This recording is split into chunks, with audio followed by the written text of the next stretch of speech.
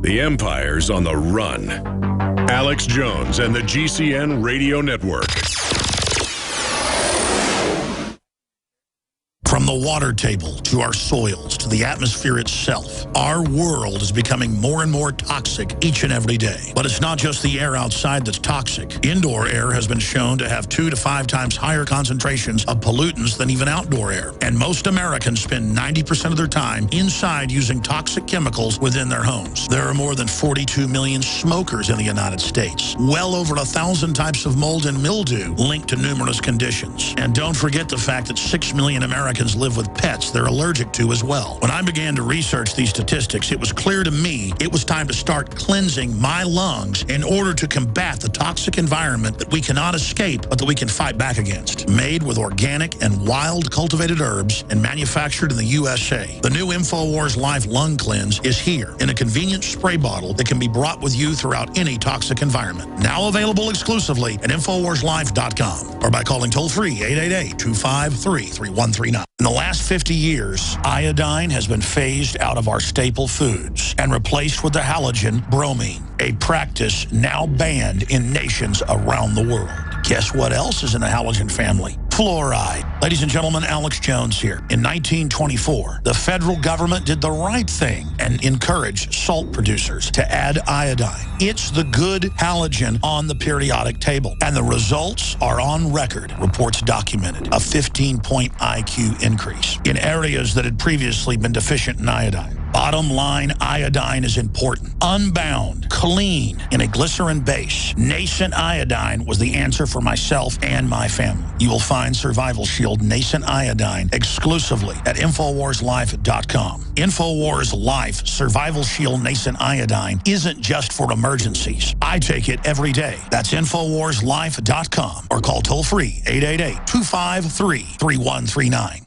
The globalists have controlled the mainstream media for a long time, but now they're expanding and making the weaponization even more vicious and deceptive. All the major networks are state-run. We are partnering this year with the NFL. The NFL has become a political weapon against the Second Amendment and pushes Obamacare. MSNBC tells us that our children belong to the state. We have to break through our kind of private idea that kids belong to their parents or kids belong to their families and recognize that kids belong to whole communities. It is more important than ever to realize that we are not the alternative media. We are the true media. The establishment dinosaur press is dying. We are in an information war, and we are losing that war. Join us at InfoWarsNews.com and PrisonPlanet.tv. Members can share their memberships with up to 11 people. By subscribing, you will literally be buying war bonds in the info war to expand our operation in the face of the tyrants. Join us at PrisonPlanet.tv.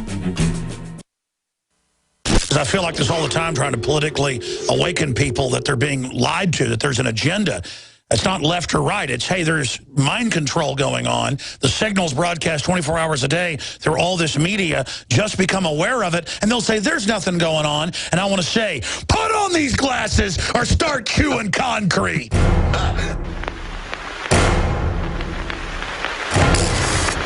They have taken the hearts and minds of our leaders. They have recruited the rich and the powerful, and they have blinded us to the truth. The question is, do we all work for central bankers? That's what I want to address to our guest tonight. Our impulses are being redirected. We are living in an artificially induced state of consciousness that resembles sleep. An estimated 50 to 70 million Americans suffer from a sleep disorder or sleep deprivation. Outside the limit of our sight, feeding off us, perched on top of us from birth to death, are our owners. Latest census numbers prove the United States has the biggest gap between rich and poor compared to all westernized countries today. Our projections show that by the year 2025, not only America, but the entire planet will be under the protection and the dominion of this power alliance. The gains have been substantial, both for ourselves and for you, the human power elite.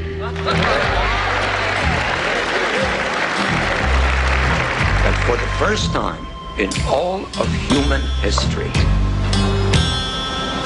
mankind is politically awakened. That's a total new reality.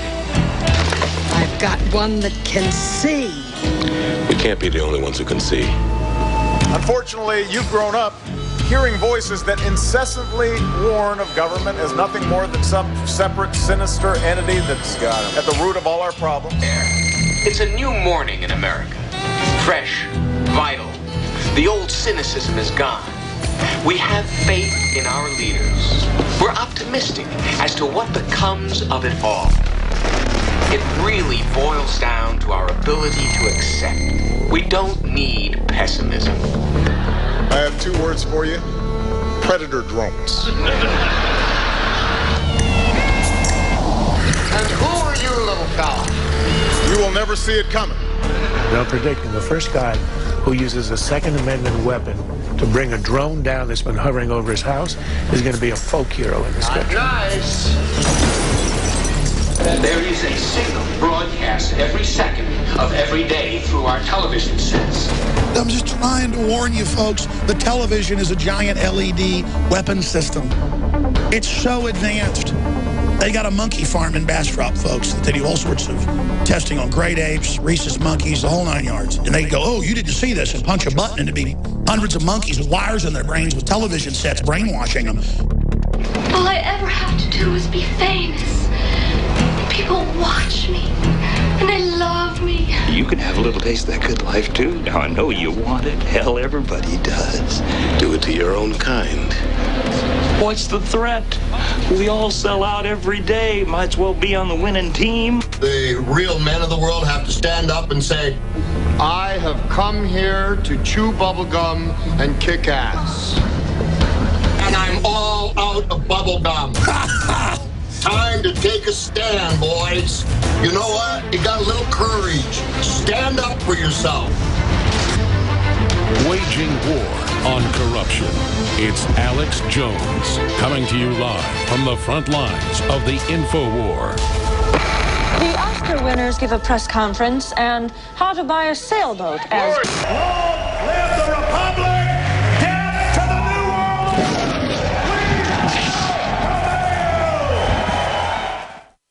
All right, folks, and that video just went live as we aired it here on the radio/TV show. If you're a radio listener, want to see the video, it's really powerful. The audio is powerful, but it's 10 times more powerful, the video. It's up on Infowars.com. We just tweeted it out at Real Alex Jones. Please retweet it. They Live trailer 2014. Recent real-world news meshes with 1980s cult classic John Carpenter's They Live. Great job, McBreen, Rob Dew, and I contributed to the report as well. So great job to everybody getting that up. It's up on Infowars.com and PrisonPlanet.com right now. Now, giving him the floor. He may even do some overdrive with us today if he has the energy. He's on fire today. Jordan Maxwell, I've been throwing in some points, adding to what you're saying, but I'm going to try to, as much as I can, sit back and have you get into more. You started getting into the Vatican. Talk about that if you'd like. The EU, Russia, where you see the world going. And again, who are the Illuminati? Obviously, you're saying it's an off-world spirit and entity. The Bible, it's the devil. Others, it's, I mean, clearly every culture said this. Clearly, we're in the middle of deep space. I was thinking about how there's a parasite. In fact, you guys were going to print me that Wikipedia on it, that cats have.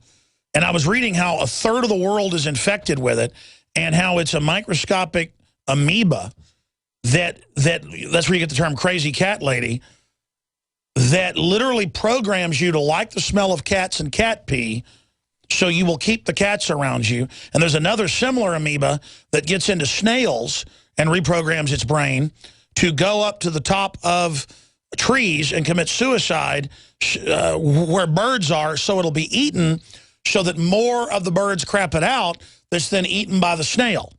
Now, even amoeba, and I'm really going to do some big reports on this because it's an example of like Under the Skin for Real or something like that sci-fi movie, that what else is there in this universe we don't know about that amoebas infect 1/3 of Earth. In fact, some numbers are 40%. In fact, I'll show people the amoeba right here. It's Toxoplasmosis, if I'm pronouncing that right, parasitic disease, including humans. And we can actually show people shots of it, a tiny fluke. Up to a third of the world's human population is estimated to carry an infection. It kills some people, but most people are just irritable, aggressive, but again, want more cats, and it programs you to want to have the smell of cat urine around.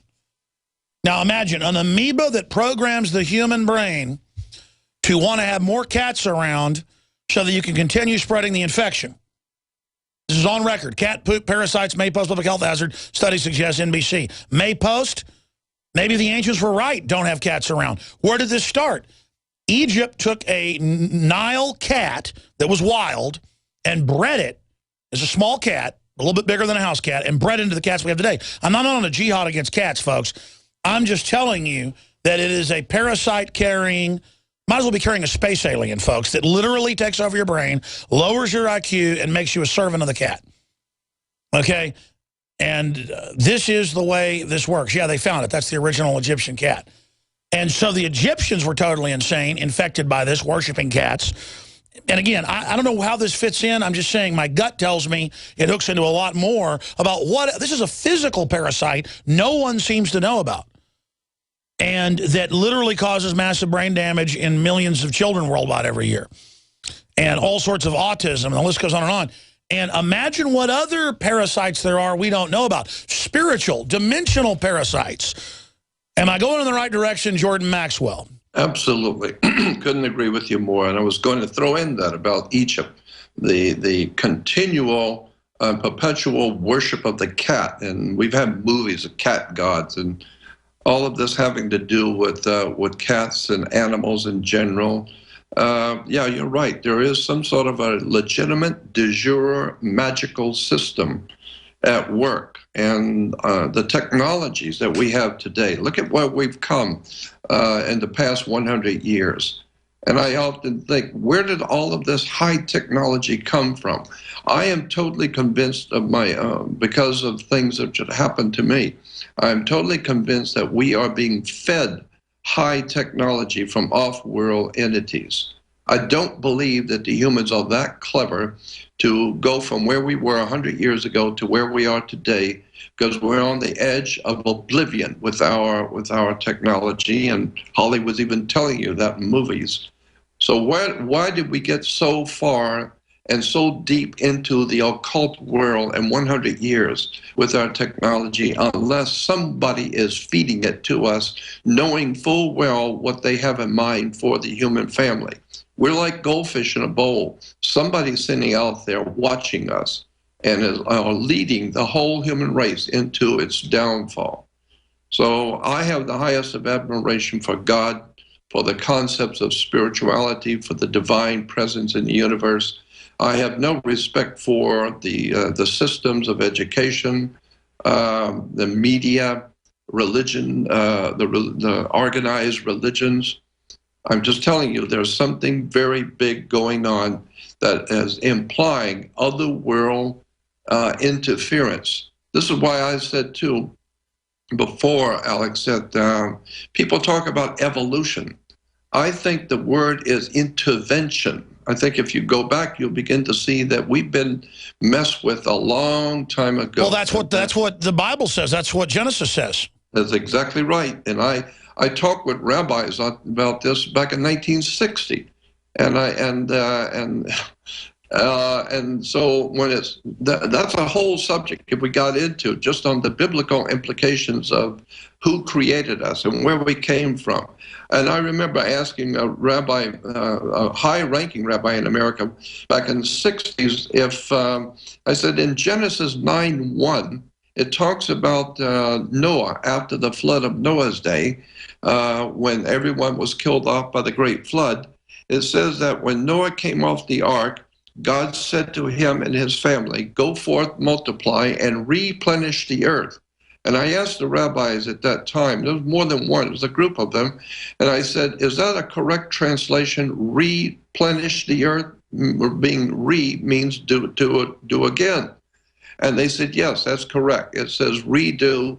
Obviously, if there were people here, the flood killed off everyone. If God wants people on the earth, then you have to replenish the earth. I said, fine. Then what about Genesis 1:28? when God is creating Adam and Eve, and he says exactly the same thing. Go forth.